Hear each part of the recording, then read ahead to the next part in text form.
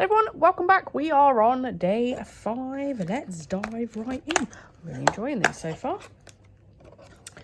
Let's have a look what we got. Okay, we're blue. That's definitely blue. Or is it purple? No.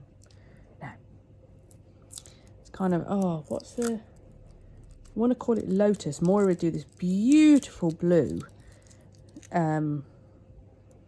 It's called Lotus, and it's just those kind of colours.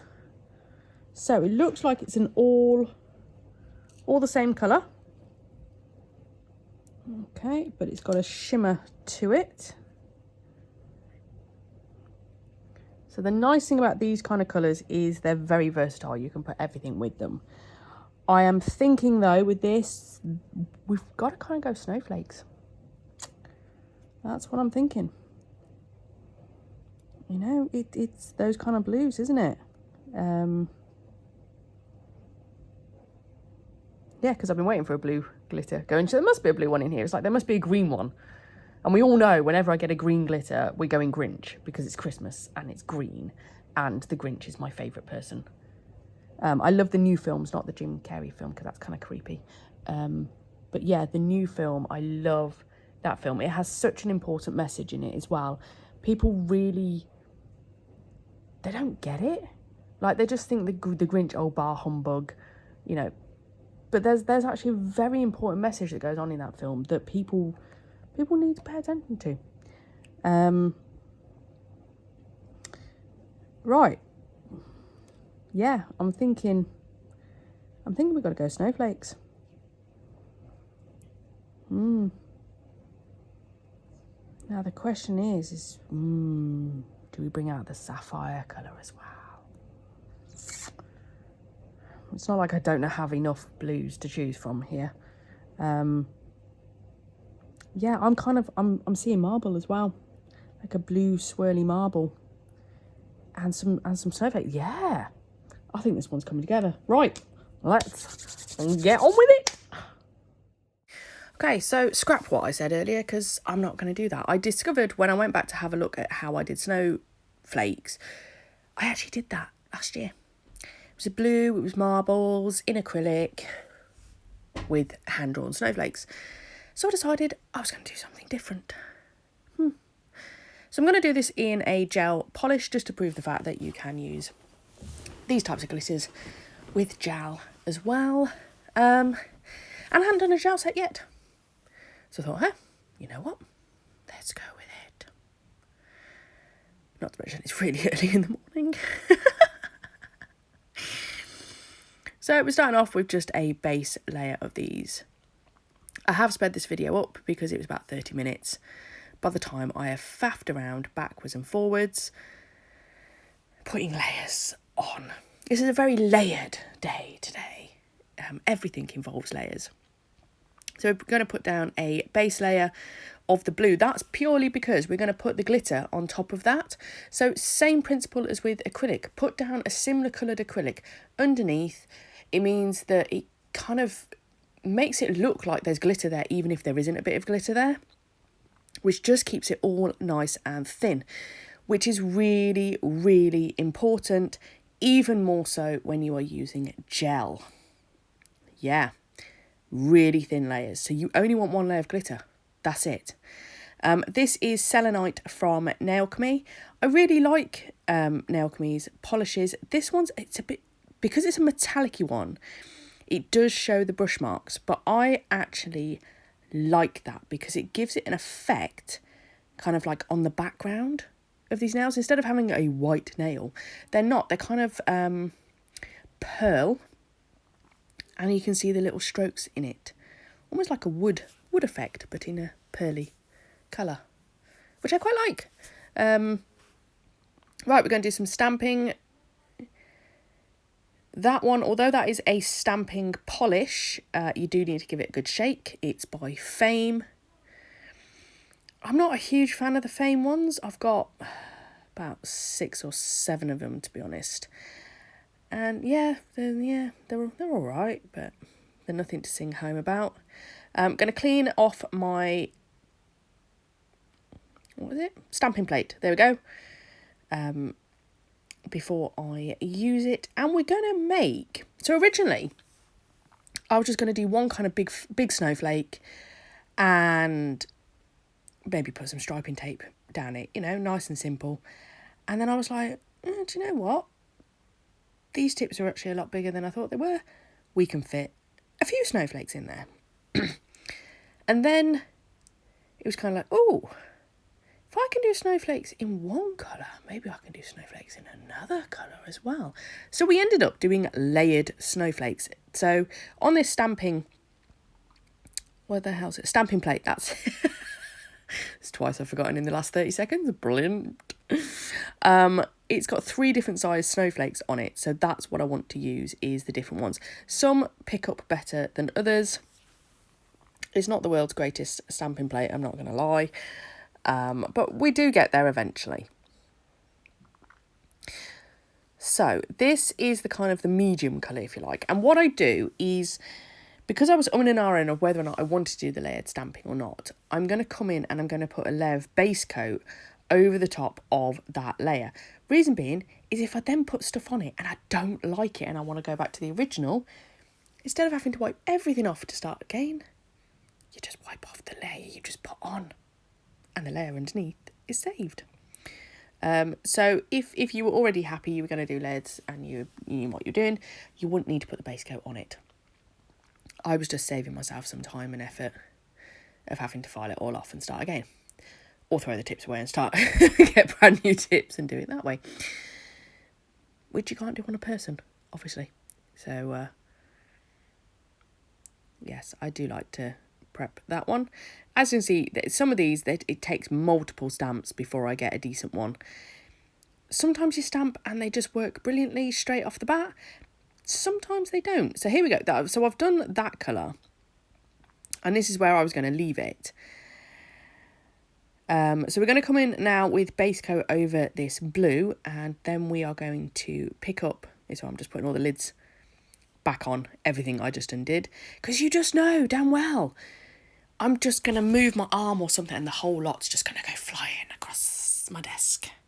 All over the floor. Yes, I have done it. It's a bit like sneezing just after you've opened a pot of glitter. Or the worst one actually was when I opened a pot of acrylic. And I didn't sneeze as much, but it's almost like I inhaled sharply. I don't know quite how I managed this one, but somehow I managed to get this acrylic across my face. Obviously, I'm always covered in glitter. Always. I actually got a piece of the glitter in my eye earlier, which was, it's ow, yeah, that's not nice. That's not nice. Don't put it in your eyes. It hurts. I obviously had a bit on my hand and I rubbed my eye and I ended up getting glitter in my eye because I'm that sensible. Yes. Have you met me before? I'm just using a really old brush here. This is my crappy brush I use for all the crappy jobs, basically. And I'm literally just picking up the raw glitter and putting it into the wet base coat. And what I'm doing, like I say, I'm taking my time. Where am I placing the glitter? I will show you a top angle in a minute. So as though I'm down the barrel, if you like, to try and show how flat I've managed to get it. There are a couple of bits that are still slightly raised, but you know what? It's okay. We can cope with it. There you go. So I'm trying to show you how. And then we're going to cure that for 60 seconds. Okay. Now, normally, if I was doing that on a person, I would go get my builder gel and I would encapsulate it with some builder gel. But it's not on a person and I can't be bothered to stand up, basically. And also to prove the fact, you don't actually have to use builder gel. If you don't have any, don't go out and buy some. If you don't have any, you can use base coat, which is exactly what I'm going to do with this one. I'm going to build it up with base coat. It does take a few layers. Obviously, make sure you put plenty on because you need it to fill in all of those gaps. And then what we do is we kind of file and buff over the top once we've got all our layers on, just to smooth it out. There was one bit that was clearly sticking up more than the rest of it. And irritatingly, yeah, I filed over it. Yeah. Anywho. I do prefer to cap in base gel. No, builder gel. Why do they both begin with B? It's very confusing. So here we go. I've now decided I'm going to come in and do the stamping. These polishes now, they are just nail varnish from Avon. So Avon did a normal nail polish that was like gel effect, and they're brilliant because they are highly pigmented, but they do not carry the cost of an OPI. Yeah. So, you know, I have people ask me going, can you stamp with normal polish? Yes, you can. You just got to be quick. Like, super quick. So you see, I cannot even clean stuff off my stamper before we go. It's literally dum-dum, dum-dum. I know. You like the sound effect there. I know. You're welcome.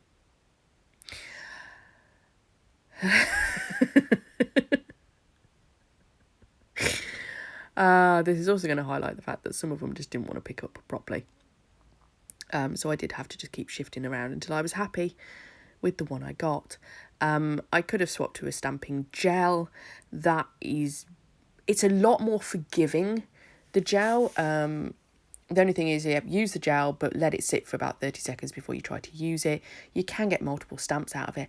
I just find it's really messy. Like, stamping is messy anyway, but stamping gel just seems to be stuck to everything. Like, it's just not easy to clean off. Whereas when you're using polish, it's just a bit of acetone on a lint-free wipe and off you go. Brilliant.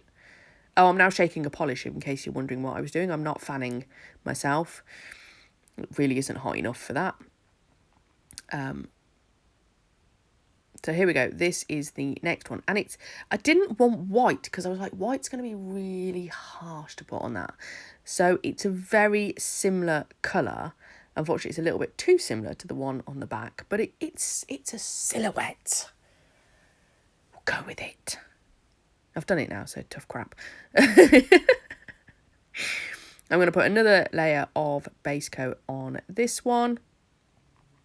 As you brush across, you can generally feel, because the brush starts to, it like hits the dents, the bits that need a bit more, instead of being a smooth sweep across. So it's a great way to just tell if you've missed a bit. And then we're going to base coat over the top of these once I've finished stamping them. Again, I always do a base coat first and then I do the top coat over the top for two reasons. One, if I just go straight over with the base coat, I find it doesn't cover properly and ends up a little bit patchy. And two, it gives a double layer of protection because of, wear and tear. If these are on people's hands, they get scratched, they get damaged. So put an extra layer of protection in there and they generally come back looking exactly as they did when they left. I know. There we go. Right, we're done with the stamping. I'm going to come in. I'm going to take off the tacky layer before you file the nail because obviously we've used base coat. Even Builder Gel has a tacky layer, so take the tacky off. And now you're going to see what I mean about filing. My thumb is actually starting to hurt because I clearly hit it with some part of the file as I'm filing. And it's really starting to get painful. Anywho, I think I'm going to have to get, instead of the finger condom, we're going to have a thumb condom to protect my thumb because it's really starting to hurt now. But this is how I have to file, you see, because you can't file them on the stands. They just fall off. It's not helpful in the slightest. And then I'm just going to buff over the top to make it nice and smooth. Look at that. Oh, that's really funny when I'm doing it in fast mode. And then, like I say, I'm just going to base coat over the top first, and then I'm going to come along with a layer of top coat, and then that's this design done. Short, sweet, simple. She says it took me 30 minutes, so not quite that short. Oh no, I forgot to stamp. Oh, yes. So I decided to come in with a bit of striping tape on this middle now, just to give it a little bit of something. Because it needs a little bit of something. Would this stuff stick? No, because of course I just took the tacky layer off in order to file it. And now it's a little bit dusty. And yeah, I'm going to fight with this for a little bit. So what I decided to do is I'm going to put these on, and then I'm going to put the base coat over the top, because again, same principle as stamping. I always, when I've got striping tape, I always put a base layer and a top coat over the top to protect them. So I'm not going to cut these. I'm going to base coat them, whack them in the lamp, make sure that's being held where I want it to be before I come in and cut them off. And then I'm going to top coat over the top, and then that's it. That's it for today. I know, we've made it to day 5. 19 more to go. Not that I'm counting or anything. Right, so you can just finish off watching this one. There's a nice picture at the end for you of what they came out looking like. That was really hard to photograph, so please don't judge me too harshly. And yeah, I will catch you in the next one. Thanks for watching. See you tomorrow. Bye.